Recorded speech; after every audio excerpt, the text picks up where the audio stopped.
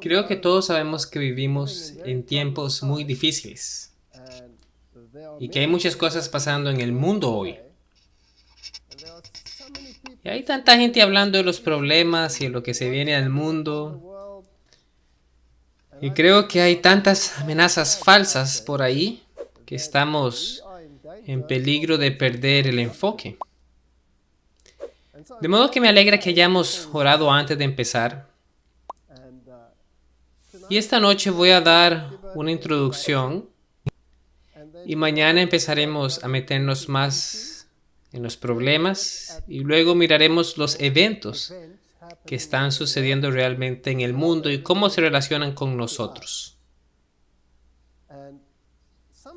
Y algo de esta charla, como pueden ver en el título mismo y en la primera diapositiva, de Creta a Malta, refiriéndose por supuesto del viaje de Pablo a Roma, proviene de charlas anteriores. Entonces voy a hacer un pequeño resumen para que tengamos un contexto y entendamos cómo empezamos, para que comprendamos mejor dónde estamos y podemos evaluar mejor a dónde vamos. Intentaremos poner eso en un contexto bíblico tipológico. Ahora, el último viaje de Pablo fue muy tumultuoso.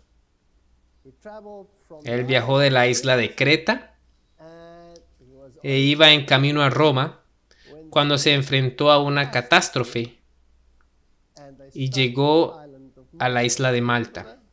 Eso lo discutí en una charla anterior, pero lo resumiré. A medida que iban acercándose a esta isla, en esta tormenta tempestuosa, más bien, se dieron cuenta que iban a naufragar. En Lucas capítulo 12, versículo 37 dice: Bienaventurados aquellos siervos a los cuales su Señor, cuando venga, halle velando.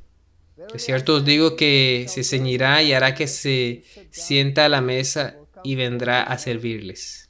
Y aunque venga a la segunda vigilia, y aunque venga a la tercera vigilia, si los hallare así, bienaventurados son aquellos siervos.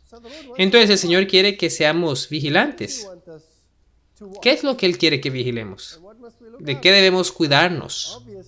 Obviamente debe haber algo en las Escrituras que nos advierte antes de tiempo y debemos vigilar las señales. ¿Qué señales debiéramos vigilar? ¿Debiéramos vigilar todas las señales que todo el mundo vigila o debiéramos concentrarnos solamente en las señales proféticas? ¿No dice la Biblia que tenemos la palabra profética más segura?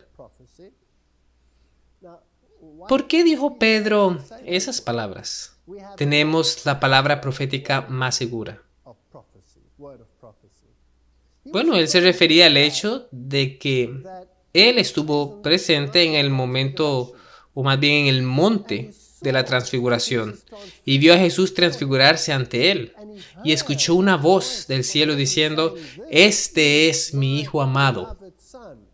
Ahora, ese fue un evento muy, pero muy importante. Una señal del cielo, una voz celestial diciendo: Este es mi Hijo amado. Y luego él dice que tenemos una palabra segura, una palabra más segura de profecía. Vaya declaración, ¿no creen? Inmediatamente después de cortar esa historia. En otras palabras, lo que él está diciendo es que hay señales, hay maravillas, hay eventos, hay ocurrencias celestiales maravillosas, pero no deberíamos dejar que eso sea nuestra base para saber en dónde estamos en la corriente del tiempo. Tenemos una palabra profética más segura. Esa es nuestra base. Todo lo demás que nuble esa palabra profética segura es niebla que el diablo está tratando de poner frente a todo para que nos distraigamos y no sepamos a dónde vamos. Cuando vigilamos, debemos vigilar las señales proféticas. Ahora, con eso en mente, leemos en el Espíritu de Profecía, la tercera vigilia reclama una triple dedicación. Ponernos impacientes ahora implicaría perder toda nuestra ferviente y perseverante vigilancia anterior. Entonces, obviamente, lo que vigilan en el pasado tenía relación con eventos proféticos. Y lo que debiéramos estar vigilando ahora debe ser lo mismo. Debe estar en armonía con lo que pasó antes. La larga y triste noche está llena de pruebas, pero la mañana está bañada en misericordias. Pues si el Maestro regresara, muchos serían hallados desprevenidos. La renuncia de Dios a que su pueblo perezca ha sido la causa de tan larga espera. Entonces, la única razón por la que el Señor no ha venido todavía es porque está preocupado por sus hijos. Ahora, mi pregunta es, ¿dónde está la gran mayoría de los hijos de Dios hoy? ¿Están aquí, en medio de esta iglesia que represento? La cual, por cierto, es más un movimiento que una iglesia, aunque está organizada como iglesia. ¿O están afuera? Están afuera. Están afuera. Entonces hay dos cosas que deben pasar. Deben ser llamados, número 1, y las profecías deben cumplirse. Entonces miremos brevemente el naufragio de Pablo, el cual miramos en la charla pasada, y recuerden que está en Hechos 27, versículo 14, y dice: pero no mucho después dio contra la nave un viento tempestuoso. Tempestuoso. Qué palabra más hermosa. Continúa diciendo, llamado Euroclidón. Entonces ellos estaban en la tormenta, y en esa tormenta hay un tipo de la tormenta hacia la que esta nave del evangelio se dirige. Pero siendo combatidos por una furiosa tempestad, sigue diciendo, el siguiente día empezaron a aligerar la nave. Y al tercer día con nuestras propias manos arrojamos los aparejos de la nave. En los tiempos en los que vivimos no podemos lidiar con todos los problemas que hay en la iglesia. Tenemos que concentrarnos en lo esencial. Estamos discutiendo acerca de tonterías que no tienen importancia en los tiempos en que vivimos. Arrojen esas cosas de la nave y concentrémonos en lo importante y avancemos. Y no apareció ni sol ni estrellas por muchos días. Y acosados por una tempestad no pequeña. En otras palabras, ¿qué tan oscuro estaba? Muy oscuro. Sigue diciendo, ya habíamos perdido toda esperanza de salvarnos. Entonces Pablo, como hacía ya mucho que no comíamos, puesto en pie en medio de ellos, dijo: habría sido por cierto conveniente, oh varones, haberme oído y no zarpar de Creta, tan solo para recibir este prejuicio y pérdida. Pero ahora os exhorto a tener buen ánimo, pues no habrá ninguna pérdida de vida entre vosotros, sino solamente de la nave. Entonces esta nave va a pasar por mares difíciles y va a experimentar algunos problemas. Con todo es necesario que demos en alguna isla. Y esta isla era la isla de Malta. Venida la 14ª noche y siendo llevados a través del mar Adriático a la medianoche, los marineros sospecharon que estaban cerca de tierra. Ahora, en nuestra historia tenemos algo llamado el pregón de medianoche, ¿no? Y el pregón de medianoche era para traer el mensaje del segundo ángel de Apocalipsis al frente. Y ese mensaje dice: ha caído Babilonia. Ahora, el paralelo del pregón de medianoche es el gran pregón del mensaje del tercer ángel, el cual dice en realidad, además del mensaje del tercer ángel, dice: ha caído Babilonia. Y luego se le añade detalles al estado de Babilonia. Se ha convertido en casa de demonios, casa de toda ave detestable e inmunda. Entonces hay un paralelo entre esa medianoche y la oscuridad en la que estamos viviendo. Estamos en la medianoche de la experiencia de este mundo. Los marineros sospecharon que estaban cerca de tierra. Entonces los marineros procuraron huir de la nave. Entonces, esto también lo discutimos ya, de hecho. La gente quiere irse constantemente de la nave y echando el bote salvavidas al mar, aparentaban como que querían lanzar las anclas de proa. Entonces, ellos pretenden estar en la nave, pero realmente no son parte de la nave. Pero Pablo dijo al centurión, a los soldados: si estos no permanecen en la nave, vosotros no podéis ser salvos. Esa es una tipología fascinante que tenemos ahí. Entonces los soldados cortaron las amarras del esquife y lo dejaron perderse. Por tanto, os ruego que comáis. ¿Qué manutención necesitamos en esta crisis? Necesitamos la palabra, eso es lo que necesitamos. Necesitamos regresar a lo básico, olvidar lo periférico, olvidar discutir sobre si los zapatos debieran ser rosados o azules. ¿A quién le importa? ¿O de qué color debería ser su cabello, la longitud de sus vestidos? Lo que sea, estamos discutiendo por todo tipo de cosas. ¿Quién tiene la preeminencia? Si un hombre o una mujer, ¿saben? Estamos lidiando con cosas grandes aquí. Por vuestra salud, pues ni un cabello ni de la cabeza de ninguno de vosotros permanecerá. Y habiendo dicho esto, tomó el pan y dio gracias a Dios en presencia de todos. Partiéndolo, comenzó a comer. Entonces todos, teniendo ya mejor ánimo, si todos nos concentráramos en lo básico, no seremos lanzados por la tormenta de lo que está pasando en el mundo. ¿Cuáles son las bases? Debemos regresar a nuestra misión.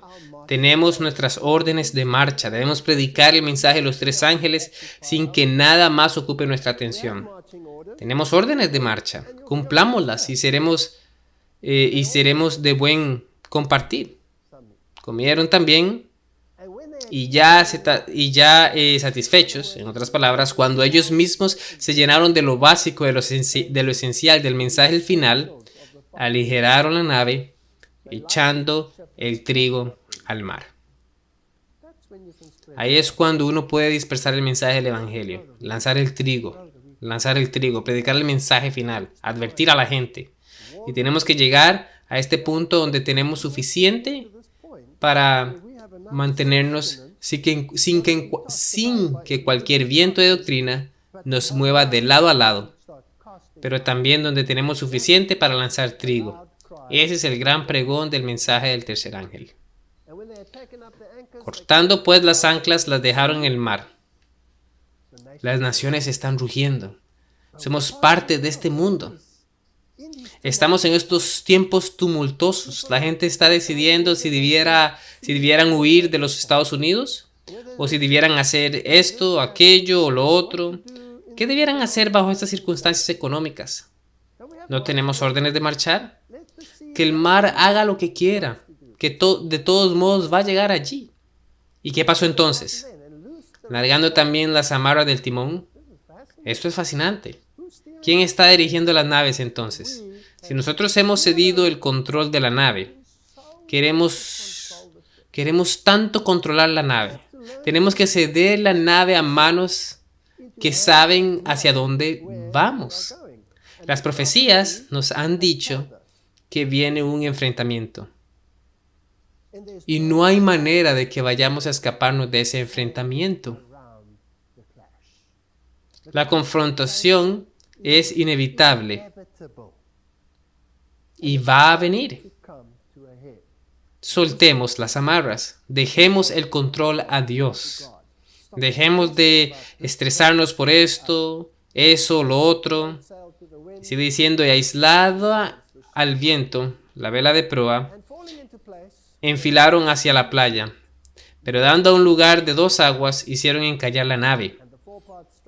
Y la proa hincada quedó inmóvil y la popa se abría con la violencia del mar. Entonces los soldados acordaron matar a los presos.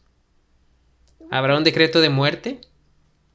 Habrá un decreto de muerte, pero si el maestro está al mando, para que ninguno se fugase nadando, pero el centurión, queriendo salvar a Pablo, les impidió este intento y mandó que los que pudiesen nadar se echasen los primeros y saliesen a tierra. Aquel que va a salvar a los Pablos no va a permitir el decreto de muerte y va a salvar a su gente. De modo que no tenemos por qué tener pánico con respecto a estas cosas. Y los demás parten tablas, parten cosas de las naves. La nave es importante todavía. Ellos todavía se aferran a la nave. Podía verse un poco dañada una vez golpeó las rocas. Y pudo haber, ya saben, tablas y pedazos. Aferrémonos a ellas, quedémonos a bordo. Y así aconteció que todos se salvaron saliendo a tierra. Los que se quedaron en la nave, ese es el mensaje básico. Y luego, cuando llegaron a la tierra firme, ¿qué pasó después de ese fortísimo choque? Estando ya a salvo, supimos que la isla se llamaba Malta. Ellos supieron que la isla se llamaba Malta. ¿Debo repetir eso? Ellos supieron que la isla se llamaba Malta. No se llamaba Isus. Y los naturales nos trataron con no poca humanidad, porque encendiendo un fuego nos recibieron a todos a causa de la lluvia que caía. Entonces ahí es cuando el Espíritu Santo será derramado y cuando la lluvia tardía caerá. Entonces habiendo recogido Pablo algunas ramas secas, las echó al fuego. Ya comenzamos esa historia. Y una víbora, huyendo del calor, se le prendió en la mano. Señales y maravillas siguen a los creyentes. Ningún arma forjada prevalecerá. Entonces esa es la tipología básica, de la manera en la que yo me atrevería a interpretarla. La gente está dormida en sus pecados y necesita que se haga sonar la alarma ante ellas, antes de que pueda sacudir su letargo. Sus ministros han predicado en cosas placenteras, pero los siervos de Dios, que son portadores de verdades sagradas y vitales, deberán proclamar el mensaje en alta voz para que la verdad arranque el ropaje de seguridad y se abra paso hasta el corazón. Entonces tenemos un mensaje especial. Dejemos lo que no es esencial, enfoquémonos en lo que es esencial, compartamos la comida que es el Evangelio y el mensaje especial para este tiempo. Aligeremos la carga, desechemos la basura que nos contiene, dispersemos el trigo, advirtámosle a la gente, vayamos hacia la confrontación, tengamos la confrontación. Miremos la confrontación hacia la que nos dirigimos y veamos algo de trasfondo para que podamos enfocarnos bien de nuevo. ¿Dónde está el enemigo? Es muy importante saber dónde está el enemigo, ¿no es cierto? Debemos entender al enemigo. Debemos entender cómo piensa. De otro modo, podemos confundirnos con todos estos problemas secundarios. De modo que regresemos a nuestras bases. Pat Shannon, de Journalists at Large, escribe: la única gente en el mundo pareciera que cree en una teoría de conspiración de la historia.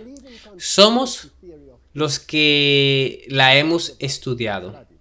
Luego dice que Franklin Roosevelt puede haber exagerado y luego se refiere a Carroll Quigley, quien fue el maestro de escuela jesuita, por así decirlo, de los presidentes de Estados Unidos en las universidades de Georgetown. Él fue el profesor favorito de Bill Clinton en Georgetown y admitió atrevidamente en su libro Strategy and Hope que las multitudes ya estaban bajo el control de un grupo pequeño, pero poderoso, empecinando en el dominio mundial y que Quigley mismo era parte de ese grupo. Las bases. Un grupo pequeño controla lo que pasa en el mundo y él hace parte de ese grupo. Entonces está básicamente diciéndonos que los jesuitas están al mando del mundo porque él mismo es un jesuita. Es lo que está diciendo.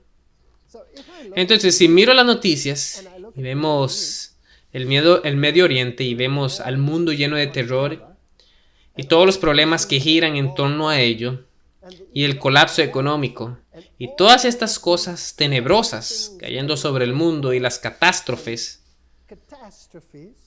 entonces de acuerdo a esto, Alguien está al mando detrás de escenas.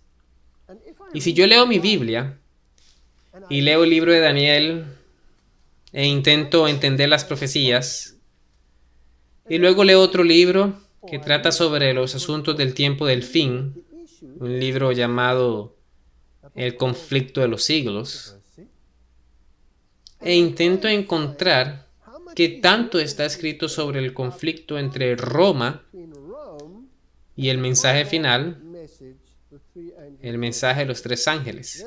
Entonces encontraré que probablemente 90% de las profecías hablan del tema. Pablo habla del tema. Él habla acerca del hombre de pecado que se sienta en el templo de Dios, pretendiendo ser Dios. Y luego habla de todos esos temas. Y Daniel habla del poder que es el cuerno pequeño. Y el conflicto de los siglos habla sobre todos estos temas y la confrontación que sucederá. Y resultamos mirando en todos lados menos ahí. ¿Qué pasa con nosotros? Entonces eso es lo que este sujeto dice. Ahora pidámosle que nos dé algo más de introspectiva. Porque si fue el profesor favorito de Clinton, entonces fue, después de todo, y todavía es, un miembro prominente de la élite. Veamos qué más tiene para decirnos.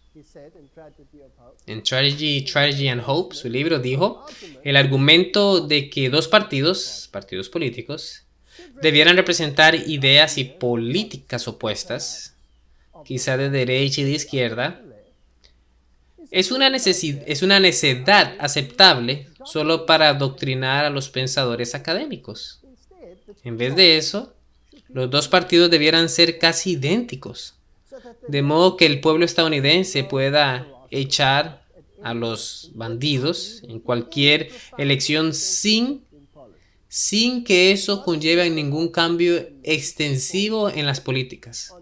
Las políticas que son vitales y necesarias para Estados Unidos ya no son sujetas a desacuerdos significativos, sino que solo son disputables en detalles de proceder, prioridad o método. Entonces está diciendo que no importa el partido en que usted pertenezca, la política será exactamente la misma. La pregunta es, ¿dónde se esconde la política? ¿Y quién controla esa política? Y ya nos dijo quién controla la política, pero luego él continúa. ¿Saben? La lealtad es algo, es muy importante, pero lo que también se necesita es disensión. Se necesita la disensión. Las dos deben tener una relación vital juntas. Básicamente, sin disensión no se llega a ninguna parte. Es lo que él dice. Ahora, mi pregunta es, ¿en el cielo había un gobierno perfecto? ¿Hubo disensión alguna en el cielo? No. Hasta que alguien decidió introducir la disensión. Entonces, ¿quién es el maestro de la disensión en este planeta? Es aquel que controla las fuerzas del bien o el que controla las fuerzas del mal. Entonces, el que propaga la disensión continuamente debe, de alguna manera, caer dentro del poder que propaga la disensión. ¿No es cierto? Ok. Lo que el escudo de los Estados Unidos de América representa, para todo aquel que se lo tome en serio, es un ministerio de pecado. Un discurso por el científico político jesuita Michael Novak, publicado en la edición de 1989 de América, la cual es la revista oficial jesuita, lo resume de manera bastante elocuente.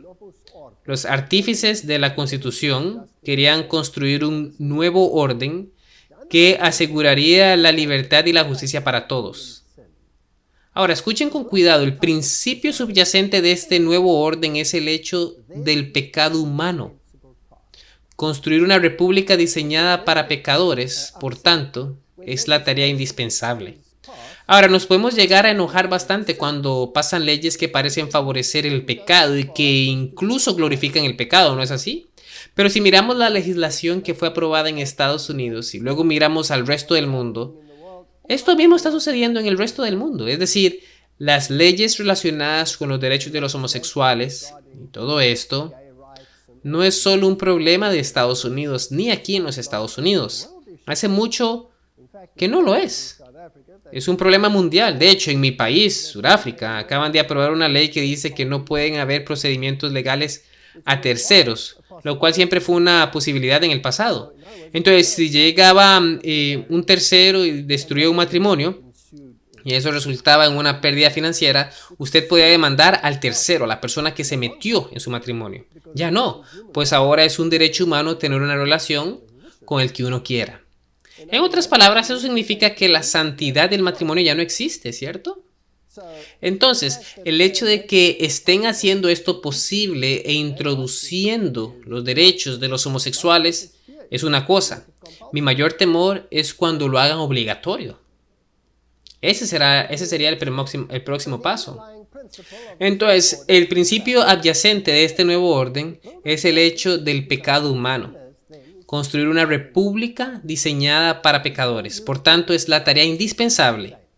No hay utilidad en construir un sistema social para santos. Hay muy pocos de ellos y es imposible vivir con los pocos que hay. Cualquier sistema social efectivo debe, por lo tanto, ser diseñado para la única mayoría moral que hay, los pecadores. Entonces, los jesuitas dicen, vamos a diseñar una sociedad para los pecadores. Y si no se sienten cómodos en tal sociedad, entonces acostúmbrense o lárguense. Básicamente es lo que dicen. Entonces, echemos un vistazo a unas banderas falsas. Los medios nos dicen quién están a cargo y quiénes son los problemáticos. Son los terroristas del Medio Oriente. ¿Quién ha estado en el Medio Oriente? ¿Quién ha visto alguna vez esos países? ¿Quién ha viajado por Siria?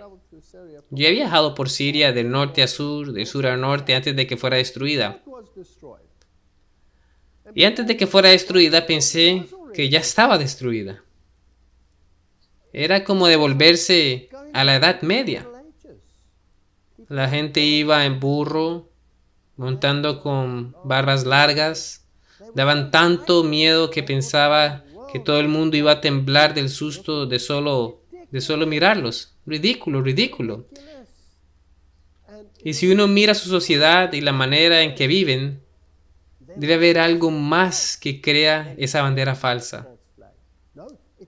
Son los sionistas los que están al mando, los banqueros, los que tienen el dinero, y los Rothschild, y todos esos. Ellos son los que están al mando. ¿Han escuchado de esas cosas también antes? Ahora, aquí hay una interesante en la enciclopedia judía. La enciclopedia judía de 1906 describe a los Rothschild como los guardianes del tesoro papal. Incluso la enciclopedia judía los describe como guardianes del tesoro papal. Ahora, esta manera de decir Rothschild o Rothschild está totalmente equivocada. Es una palabra alemana y se dice Rothschild. Y Roth es rojo y Schild es un escudo. ¿Quiénes usaban escudos rojos en la guerra? El ejército romano. El ejército romano marchaba con escudos rojos. Entonces, este es el ejército romano. Ellos son judíos de nombre, pero no son judíos. Son judíos de nombre. Son judíos papales. Entonces son gente papal disfrazada. Eso es lo que ellos son.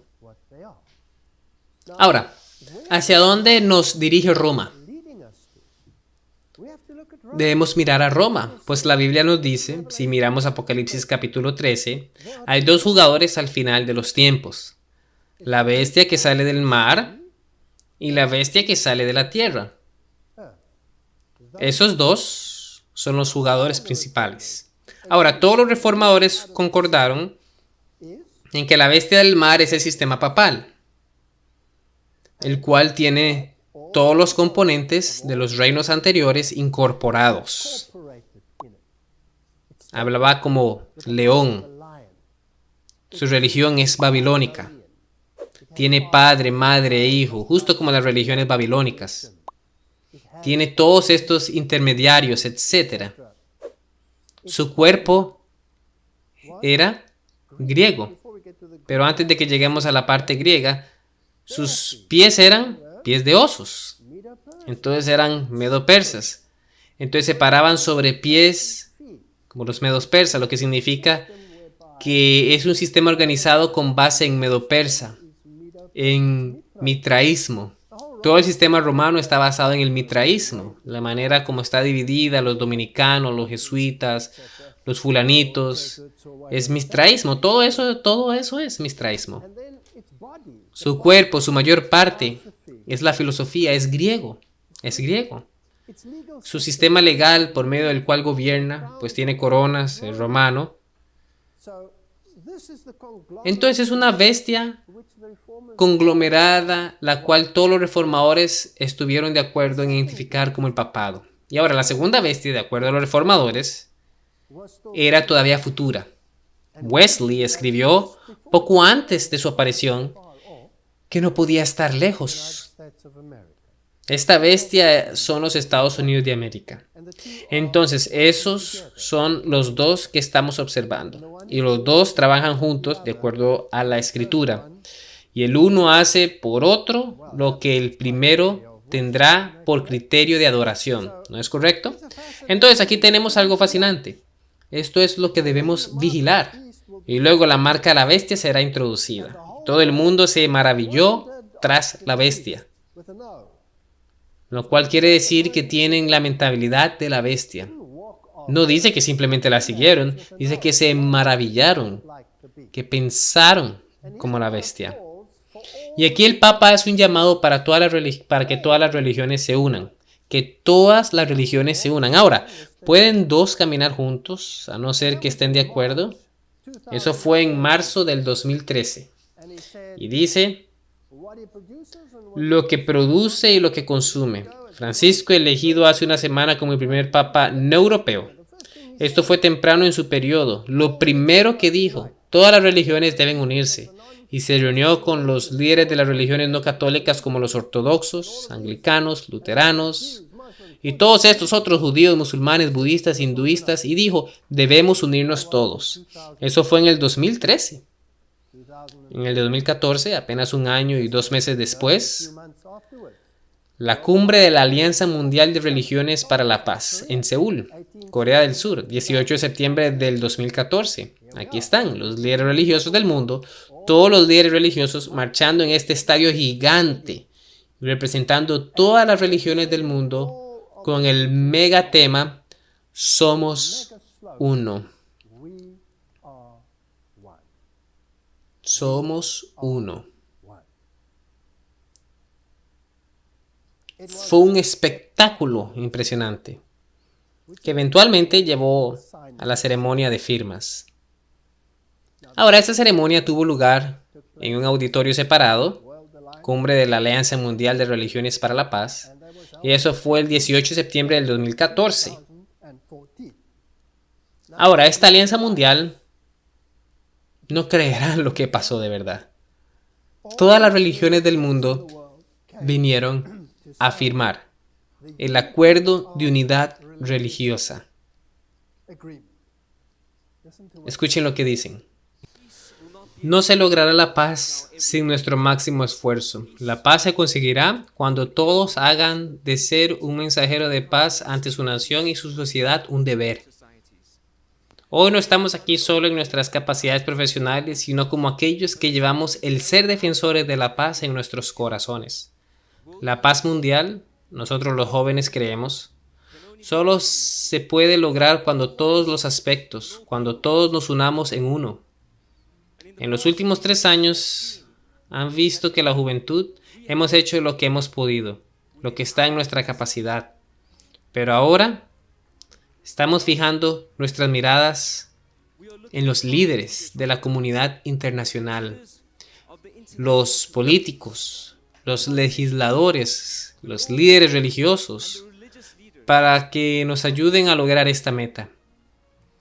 Firmar este acuerdo puede que no traiga la paz inmediatamente, damas y caballeros, pero lo que quisiera decir es que es un paso en la dirección correcta y la juventud necesita de su ayuda. Entonces ahora procederemos con la ceremonia para firmar el acuerdo de unidad religiosa. El acuerdo de unidad religiosa es una promesa innovadora por parte de las religiones de unirse incondicionalmente y sin discriminación para lograr la verdadera paz. Quisiera llamar a los siguientes líderes religiosos para que suban al escenario y se nos unan para la ceremonia de firmar del acuerdo de unidad religiosa. Primero, el arzobispo Martín de Jesús Barahona. Por favor, suba al escenario.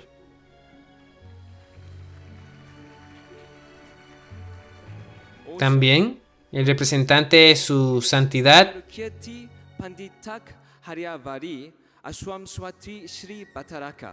para que suba al escenario. También de la fe islámica,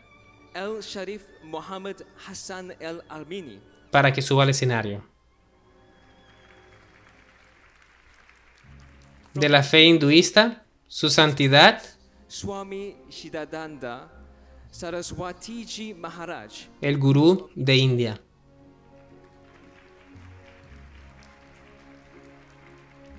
De la fe del budismo, representante doctor, fundador del... Por favor, si puede subir. De la Iglesia Católica, arzobispo Antonio Ledesma, de Filipinas. De la Iglesia Anglicana, arzobispo Patricio Enrique Viveros Robles. De la Iglesia Sikh, Singh Sahib Jana Gurbacha and Singhji. por favor, subir al escenario. De la fe judía, Rabino By Jeremy Yehuda Milgrom. de la fe zoroástica, Meher Master Moose. y de la fe Bahá'í, Dr. Bharati Gandhi.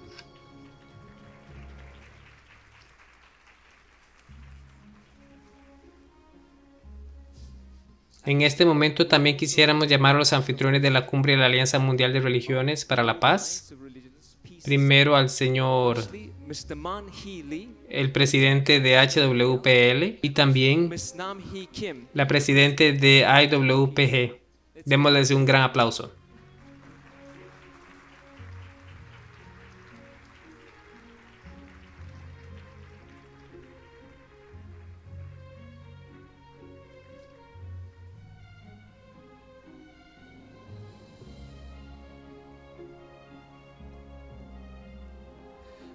Mientras el procedimiento continúa en el escenario, conduciré la ceremonia de firma del acuerdo para proponer la promulgación de una ley internacional para el cese de la guerra y la paz mundial justo debajo del escenario con nuestras delegaciones. Y para establecer la paz. Para que la herencia de la paz sea llevada a todas las generaciones, debemos hacer todo lo que esté a nuestro alcance para terminar todas las guerras en esta tierra y para establecer paz mundial de acuerdo a la voluntad del Creador, Dios. Por tanto, todas las religiones deben unirse bajo Dios, como uno. Juremos a la vista de Dios que toda la gente del mundo y los defensores de la paz quedan bajo la guardia de la unidad religiosa. Por tanto, reconocemos que debemos ser recreados a través de la semilla de Dios para que podamos ser reunidos como la familia de Dios. Y que en esa iluminación brille una luz eterna sobre la tierra, beneficiando a nuestro prójimo, así como a nosotros mismos. Reconocemos nuestra necesidad de arrepentimiento, así como nuestra necesidad de mostrarle gracia a toda la gente del mundo. Gracia que puede ser vista a la luz, lluvia y el aire del cielo. A través de esa gracia, llevar a la humanidad a la salvación de la muerte. ¿No es eso sobresaliente? Todas las religiones del mundo,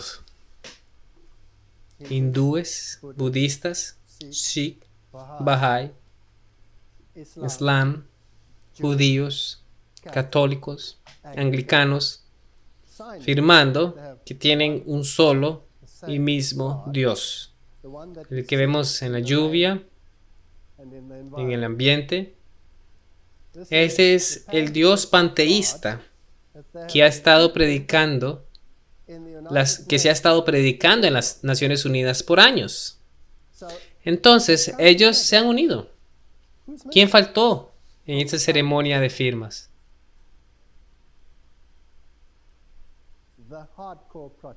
Los protestantes, los evangélicos faltan, los luteranos no están ahí. Los protestantes están representados como un pie por los anglicanos, pero los evangélicos y los luteranos y el resto del mundo central protestante no está presente. Ahora, el enemigo final a ser derrotado debe ser el mundo protestante. Y esto es lo que la Biblia nos dice. De modo que el conflicto final tratará sobre este tema. Ahora, en esta serie vamos a lidiar con los eventos que ya se han ido desenvolviendo, que nos mostrarán en dónde estamos en la corriente del tiempo y hacia dónde vamos. Es fenomenal ver lo que está pasando. Ezequiel dice: la destrucción viene y ellos buscarán paz. Ellos firmaron el acuerdo de unidad religiosa, mientras que abajo los políticos firmaban el cese de toda guerra. Entonces estaba el mundo religioso y el mundo político, firmando simultáneamente en aras de tener paz. Y no la hallarán, dice Ezequiel. Pues cuando digan paz y seguridad, entonces vendrá destrucción súbita sobre ellos como dolores de parto sobre una mujer, y no escaparán. Entonces esta es la señal de la que el Señor quiere que estemos pendientes. ¿A dónde nos dirigimos? Y cuando llegue este enfrentamiento final entre el verdadero protestantismo y este conglomerado religioso babilónico, ¿a dónde golpeará? No golpeará al mundo Sikh ni al budista. El enfrentamiento será como Malta. Quien niegue al Hijo no tiene al Padre, pero aquel que confiese al Hijo también tiene al Padre. El mundo budista niega a un Dios personal, entonces no tiene nada que ver con Jesús. No puede ser una deidad personal que vino a morir por nosotros.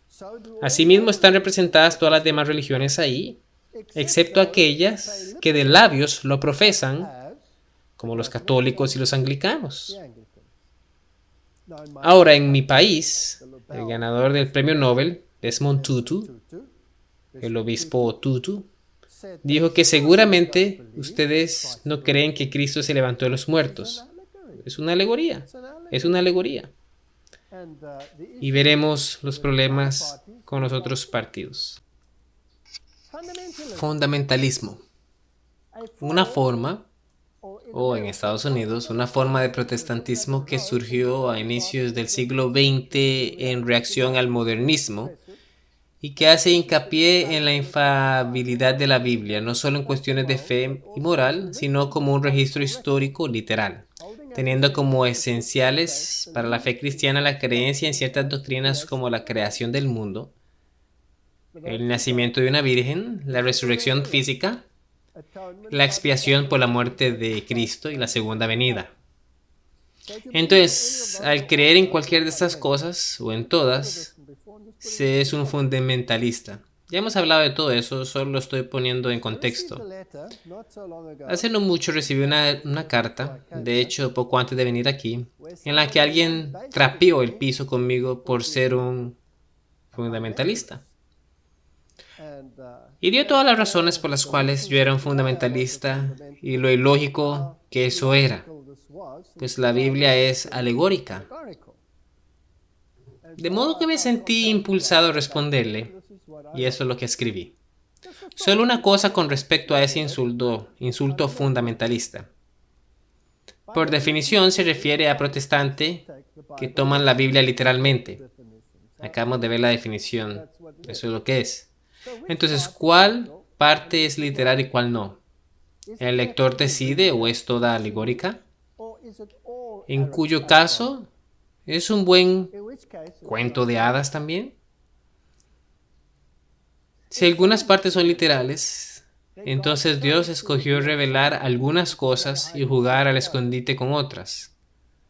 Hay 3 definiciones de la verdad en la Biblia: la palabra, Cristo y la ley. Santifícalos en tu verdad, tu palabra es verdad. Primera definición. Segunda definición, todos tus mandamientos son verdad, o la manera alterna de decirlo, tu ley es verdad. Segunda definición. Tercera definición, Jesús dice, yo soy el camino, la verdad y la vida. Ninguno viene al Padre sino por mí. Esas son 3 declaraciones definidas en las Escrituras. Mi pregunta para el caballero fue, ¿cuál de estas 3 es alegórica? Si todas lo son, entonces estamos atascados en la alegoría. Es una linda historia acerca de Jesús y que Dios nos ama y murió por nosotros, pero no pasó nada en realidad, solo está ahí para que nos sintamos bien. Entonces podemos igual vivirla o desecharla. Si una o 2 son alegóricas, entonces podemos escoger la mejor.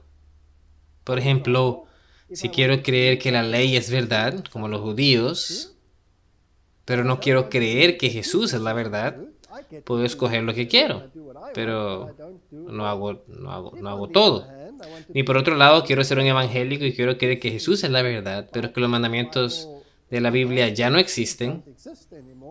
Entonces escojo lo que quiero. Quiero escoger a Jesús, pero no quiero la palabra. O no quiero a Dios con ella. No quiero la obediencia. ¿Y qué hay de que la Biblia sea la verdad? Ahora, ¿qué pasa si todas son verdad? Es decir, que ninguna sea alegórica. Entonces terminando siendo fundamentalistas, ¿no? Y esa fue mi respuesta. Si creo que todas las definiciones son verdad, no tengo otra opción que ser un fundamentalista. De otro modo, soy hipócrita. Bien, sigamos desde ahí. Esto es algo interesante que pasó muy recientemente en Alemania. Un pastor luterano, después de un gran debate sobre el fundamentalismo, lo que deberían o no creer, el reverendo finalmente tuvo el coraje de levantarse y decir, estoy harto de esta tontería que se predica por todo lado. Y digo cosas duras. Tal vez las hubiera podido decir de mejor manera. Dijo, Buda no es sino un viejo gordo. Y dijo que las reliquias católicas son basura. Y dijo que todos los musulmanes son pecadores, pero que solo hay un Salvador y es Jesucristo, y el resto de su sermón fue muy cristocéntrico y dijo, debemos regresar a creer lo que nosotros los luteranos creemos. Ahora, ¿ustedes creen que obtuvo mucho apoyo o mucha oposición por parte de su iglesia? Les mostraré, estas son las noticias, está en alemán. Entonces quizá no entiendan el idioma, pero le pusimos subtítulos para que puedan ver lo que dijeron y la reacción que tuvieron. Y para mí es fascinante. Este será el punto problemático. Cuando uno de nuestros reporteros nos puso a escuchar la grabación de un sermón, muchos de nosotros quedamos sin palabras. El pastor Olaf Latzel habló sobre la pureza de la fe, llamó a Buda un viejo gordo, dijo que las reliquias católicas son basura y que los musulmanes son pecadores. Fue duramente criticado por sus declaraciones. La iglesia evangélica de Bremen dijo que Olaf se iba a disculpar por sus declaraciones. Sus colegas pastores llamaron a distanciarse también de sus declaraciones. Nadie quería llegar tarde, y 100 de los 130 pastores hicieron una declaración pública a favor de la unidad de las religiones y se distanciaron de los comentarios difamatorios de Olaf. Tenemos que tener en cuenta que incluso en nuestras filas hoy hay fundamentalistas que hacen declaraciones divisivas. Ahora mismo lidiaremos con este asunto, discutiremos esto y haremos un llamado a un debate teológico dentro de la Iglesia Evangélica de Bremen. Los líderes de la iglesia discutieron el asunto con Olaf.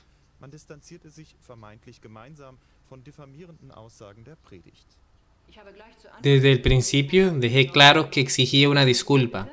También es, personalmente, un problema importante en términos de declaraciones separatistas, hirientes y discriminativas contra otras religiones.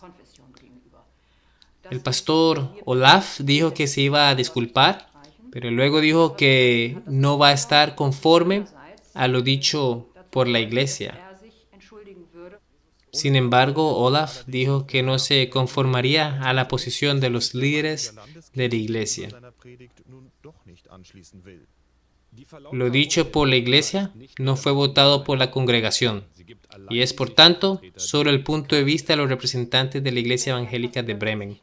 Para nosotros, todas las declaraciones que son superlativas y discriminatorias contra otras religiones son intolerables y no las aceptaremos. La mayoría de los pastores de Bremen concuerdan, pero no todos están en contra de lo dicho por Olaf Latzel. Olaf es apoyado en Facebook, donde más de 4,000 personas lo siguen hasta el momento.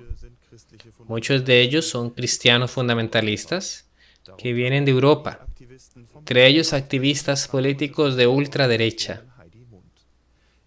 En los medios, muchos acusan a la iglesia de incitar una campaña contra Olaf.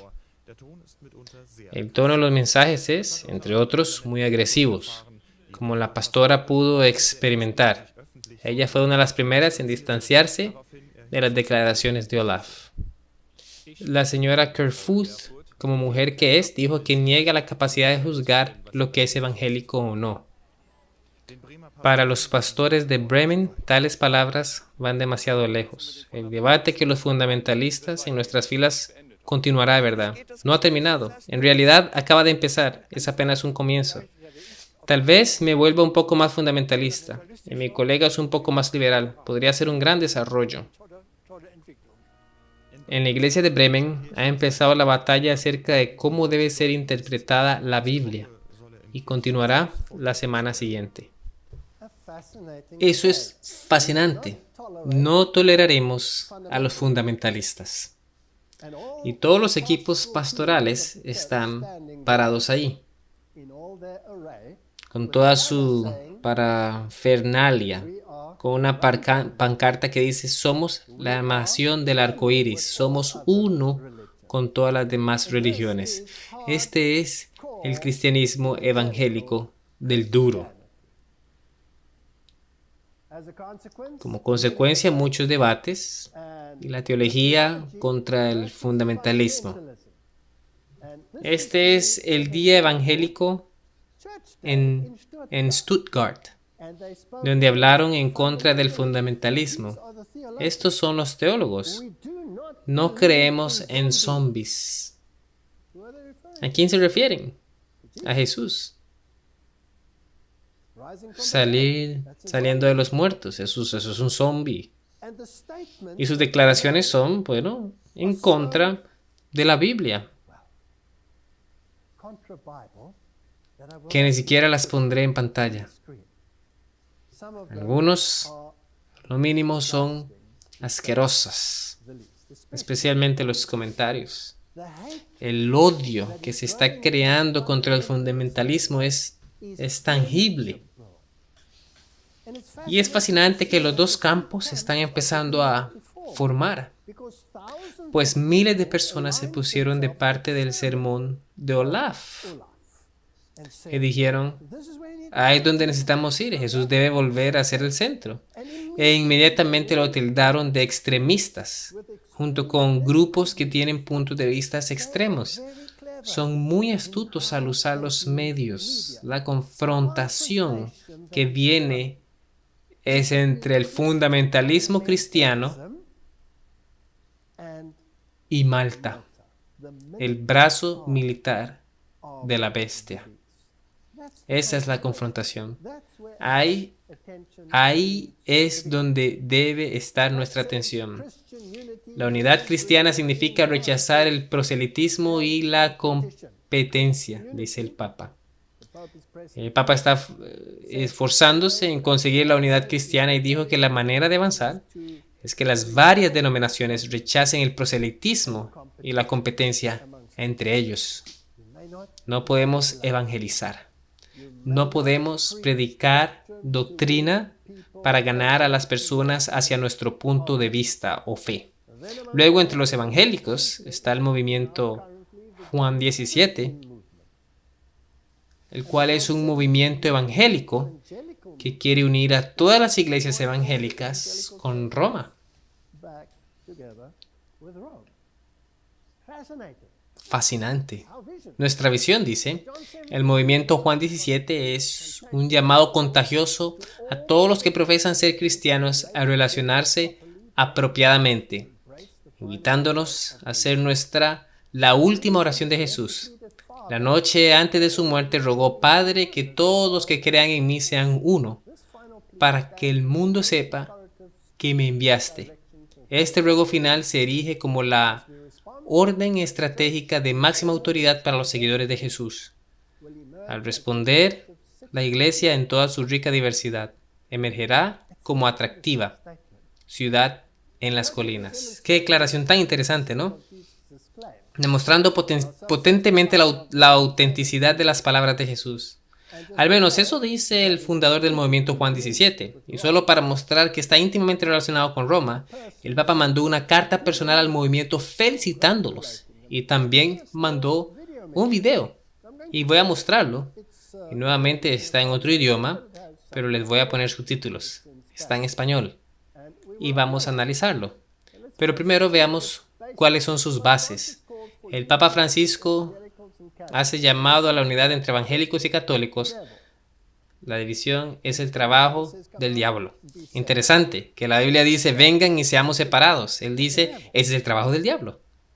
El Papa Francisco ha hecho un llamado a la unidad entre evangélicos, católicos y cristianos de otras denominaciones, haciendo énfasis en que somos uno en Cristo y advirtiendo que la división entre grupos en el trabajo es un trabajo del diablo. La división es la obra del padre de las mentiras, el padre de la discordia, quien hace todo lo posible por mantenernos alejados. ¿Pueden ver hacia dónde va? ¿Hacia dónde va la nave? ¿Va hacia una confrontación con Roma o no? Hacia allí se dirige y nuestro enfoque debería estar en el lugar correcto. Hermanos y hermanas, que la paz de Cristo sea con ustedes. Perdónenme por hablar en español, pero mi inglés no es lo suficientemente bueno para expresarme apropiadamente. Hablo español, pero por encima de todo, hablo el lenguaje del corazón.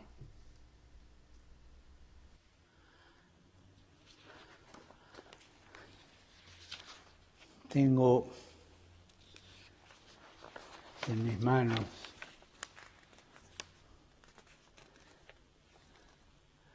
esta celebración de unidad cristiana que ustedes me han enviado, esta jornada de la reconciliación.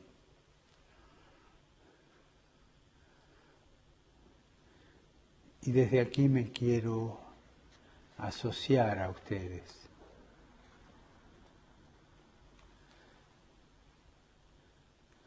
Padre, que sean uno en nosotros, para que el mundo crea que tú me has enviado. Es ese eslogan, el lema de este encuentro. Una oración para que el Padre conceda la gracia de la unidad. Este sábado 23 de mayo, desde las 9 de la mañana hasta las 5 de la tarde, voy a estar con ustedes, espiritualmente. con todo mi corazón, buscando juntos, pidiendo juntos la gracia de la unidad. La unidad que está germinando en nosotros.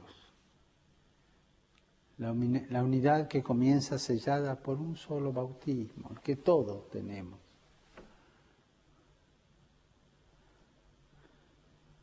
La unidad que vamos buscando juntos en el camino. La unidad espiritual de la oración, los unos por los otros. La unidad del trabajo conjunto en la ayuda de los hermanos, de los que creen en la soberanía de Cristo. Queridos hermanos, la desunión es una herida en el cuerpo de la Iglesia de Cristo. Y nosotros no queremos que esa herida permanezca.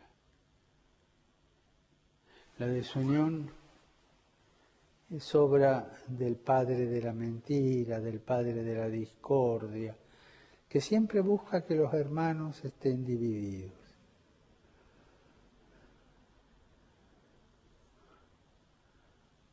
Hoy reunidos, yo desde Roma y ustedes allí, pediremos para que el Padre envíe el Espíritu de Jesús, el Espíritu Santo, y nos dé la gracia de que todos sean uno, para que el mundo crea. Y me viene a la mente decir algo que puede ser una insensatez. O quizás una herejía, no sé. Pero hay alguien que sabe que pese a las diferencias somos uno. Y es el que nos persigue. El que persigue hoy día a los cristianos, el que nos unge con el martirio, sabe que los cristianos son discípulos de Cristo, que son uno, que son hermanos. No le interesa si son evangélicos, ortodoxos, luteranos, católicos, apostólicos, no le interesa. Son cristianos. Y esa sangre se junta. Hoy estamos viviendo, queridos hermanos, el ecumenismo de la sangre. Lo detengo aquí. Dijo algunas cosas bien interesantes. Primero se refirió a la herida que necesita ser sanada. Y luego se refirió a la persecución de cristianos, donde los cristianos están siendo asesinados independientemente de sus denominaciones. Ahora, obviamente, eso es una referencia a los eventos que suceden en el mundo hoy. Y una referencia a ciertos grupos que cometen actos maliciosos contra cristianos. Ahora, mi pregunta es esta. ¿Es posible que alguien pueda ser tan malvado que pueda crear situaciones en las que se pueda lograr que esa persona desea, pues el fin justifica los medios? Entonces quiero desempacar un poco más esto y debo trabajar más cuidadosamente. Ahora, también dijo lo siguiente. Él expresó que su mayor tristeza viene de los cristianos fundamentalistas. así como de los musulmanes y judíos fundamentalistas. No están dispuestos a dialogar de ninguna manera significativa, sino que se retraen hacia sus propios campamentos y lanzan acusaciones y comentarios odiosos. Los verdaderos objetivos son los cristianos fundamentalistas, pues ellos son los que ponen problema a la unidad, ya que si uno cree que Jesús es el único camino y que no hay otro nombre bajo el cielo o sobre la tierra por el cual se pueda ser salvo, entonces no hay manera de que se pueda igualar la deidad con la deidad de otras religiones. Es una imposibilidad física.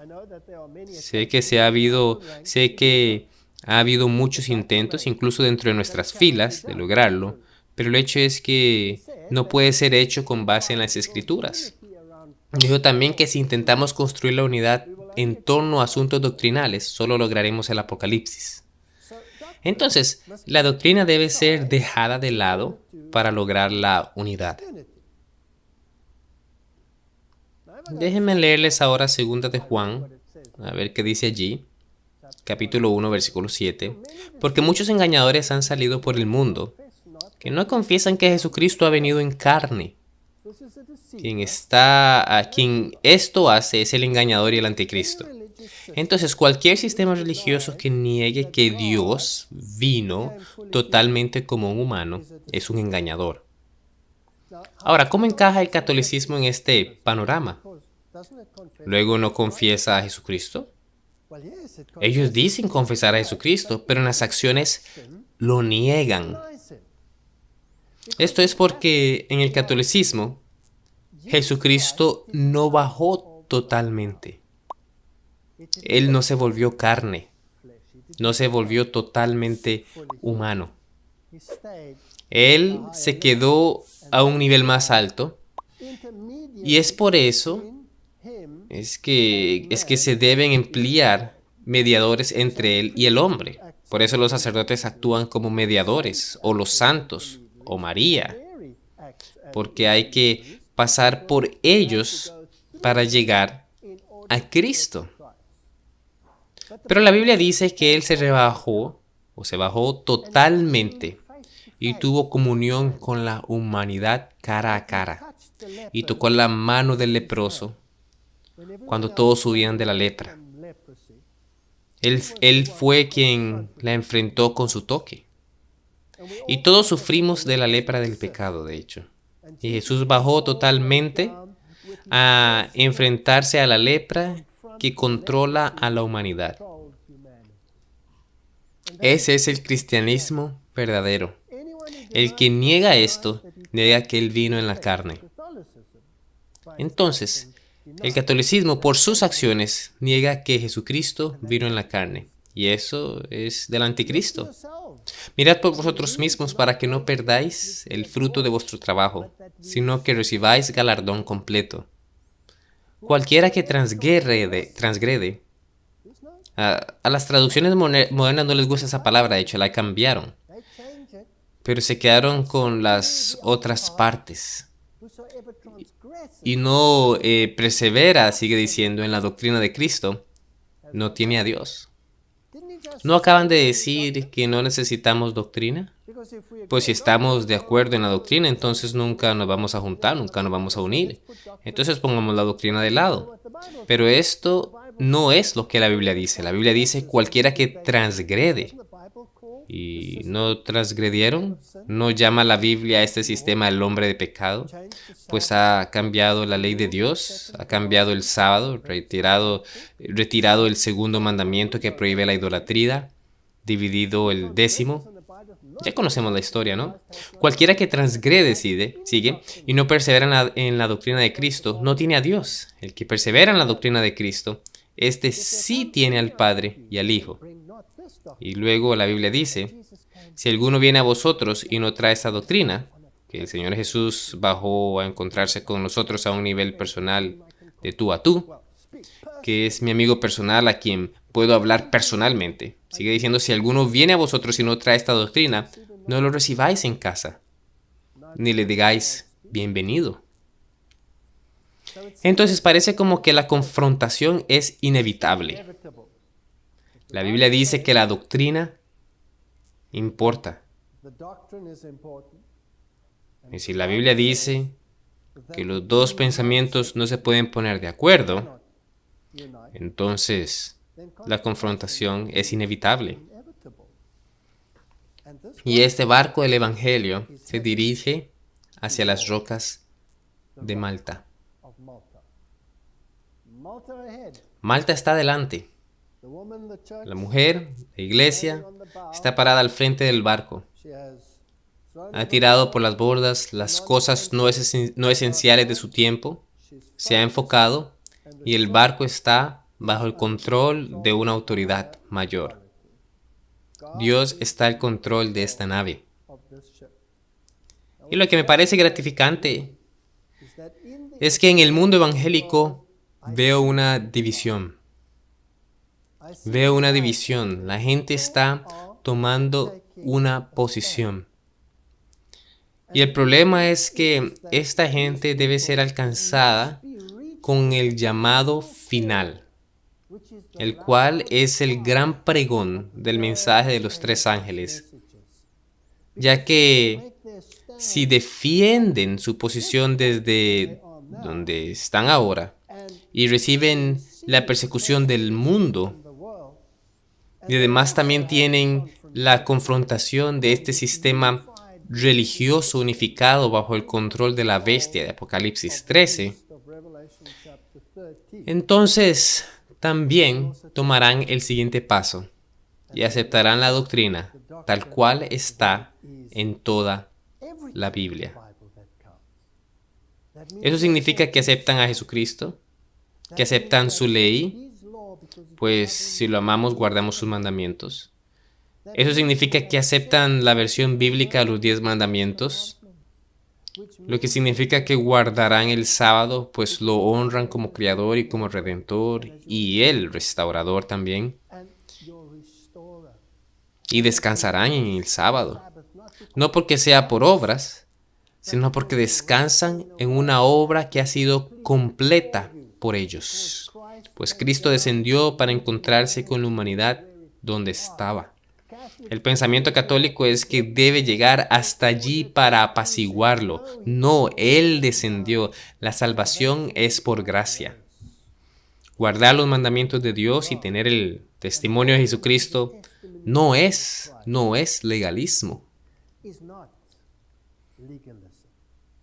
Es salvación por fe en la gracia de Dios, que es para todos los que lo aman y guardan sus mandamientos. Ahora, al continuar esta serie, estaremos mirando esta confrontación con mayor detalle para que podamos identificar las banderas falsas que han sido puestas en el camino.